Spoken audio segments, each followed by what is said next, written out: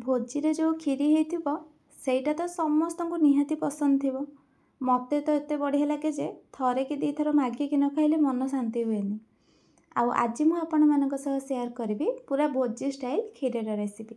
ଭିଡ଼ିଓକୁ ଶେଷ ଯାଏଁ ଦେଖିବେ, ଭଲ ଲାଗିଥିଲେ ଲାଇକ୍ଟେ କରିଦେବେ ଆଉ ଆଗକୁ ଏମିତି ନୂଆ ନୂଆ ଭିଡ଼ିଓ ଦେଖିବା ପାଇଁ ଚ୍ୟାନେଲକୁ ସବସ୍କ୍ରାଇବ୍ କରିନେବେ।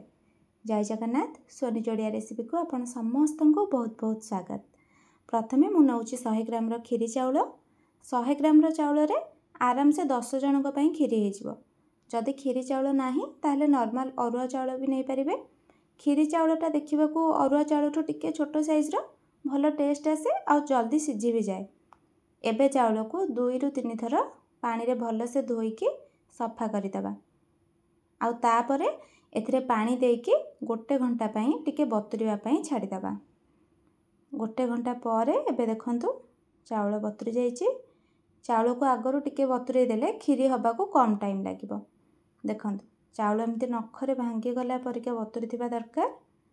एबे आमे चाउल को गोटे छणा रे छाणी देबा, जेमिति चाउल रो सब एक्स्ट्रा पानी बाहरी जिवो। एबे आमे चाउल को हाथ रे टिके एमती मकची देबा, जेमिति चाउल भांगी की खंडे खंड होई जिवो। एमिति कले चाउलटा खीरी कला बेले जल्दी सिझी जिवो। चाउल भल से बतुरी जाइछि तो आराम से भांगी भी जिवो। एबे जेकोसी गोटे मोटा कड़ई कि प्रेशर कुकर रे नबा 2 बड़ चामच गुआ घी। आ घी टिके गरम हैला परे दबा 50 ग्राम रो काजू। लो फ्लेम रे याकू टिके भाजी दबा। आ काजू हल्का भाजी हैला परे किशमिश 25 ग्राम रो दबा। काजूटा टिके टाइम लागिबो भाजीबाकू, तो आग काजू भाजी हैला परे किशमिश देबे। याकू बेसी पोड़िला परिका भाजीबेनी। एटी देखंतु काजू किशमिश एमिति टिके हल्का गोल्डन ही आसिले ताको प्लेट को काढ़ी देबा। काजू किशमिश रो क्वांटिटी आपण निज हिसाब रे कम अधिका करि परिबे। एबे आमे सेम घी रे दबा 2 चम्मच चीनी। याकू लाल हबा जाए टिके भाजीबा। एमिति कले खीरी रे टिके कलर भल आसीबो। घी गरम हैला परे चीनी देबे, किंतु चीनी पकेला परे गैस पूरा लो रखिबे, नहले एटा कारामेलाइज हैला बेले पोड़ी जिबार चांस थाए। एबे दबा 2टा गुजराती, गोटे तेजपत्र, भल फ्लेवर आसीबो एथिरे। एबे देखिबे चीनी लाल हेकी एमिति टिके फेण फेण हे आसिले सांगे सांगे चाउलटा पकेई देबे। बेसी टाइम याकू चीनी को भाजीबेनी, नहले एटा पोड़ी जिवो आउ खीर भी पूरा पिता टेस्ट आसीबो।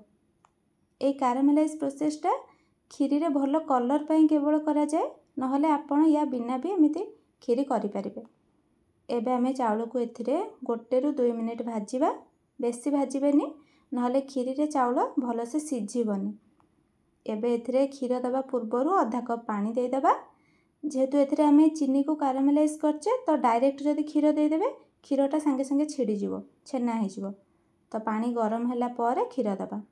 मु एठी 100 ग्राम रो चाउल पई 2 लीटर खीर नेइची। खीर पूरा भल से फुटिकी खीरी हैला बेलकू अधा खीर कमी जाइथिबो, तो खीर रो क्वांटिटी अधिक देबा को पड़िबो। एबे आमे याकू टिके गरम हवा पई छाड़ी देबा। आउ तापरे एथिरे दबा टिके लूण।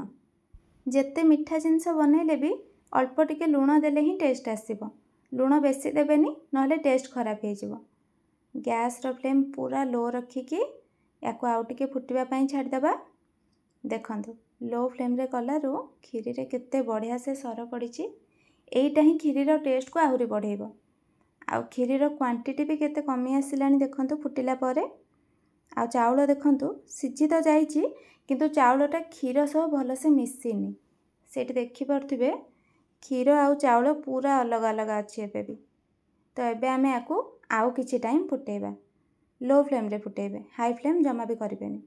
एबे देखंतु पाखापाखी 1 घंटा परे चाउल खीर रे पूरा भल से मिसी जाइची। एबे लास्ट को आमे एथिरे दबा 100 ग्राम रो चीनी।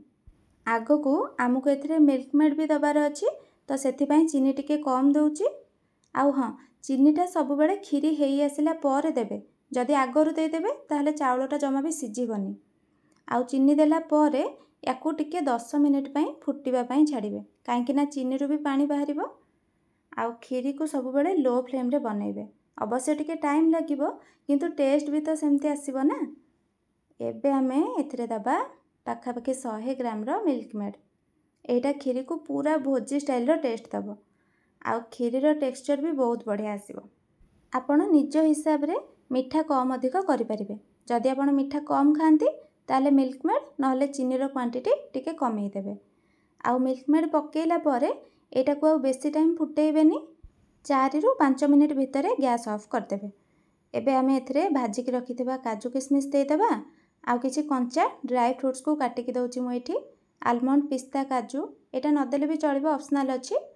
ड्राई फ्रूट्सटा खीरी रे टेस्ट को आहुरी बढ़ेइबो। ए सब को देकी भल से मिक्स करदेबा। आउ खीरी हो सारे पूरा लास्ट को दबा 1 चामच गुजराती गुंड, जोटा खीरीर टेस्ट को फाइनल टच दब। खीरी को टिके एमिति पानिया रखिथिबे, काहेकि ना ठंडा हला परे एटा टिके गाढ़ा हो जिवो। देखंतु एमिति कंसिस्टेंसी रखिबे।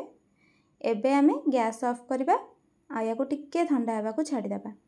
एबे देखंतु ठंडा हला परे कलर आ टेक्सचर केते बढ़िया देखा जाउछि।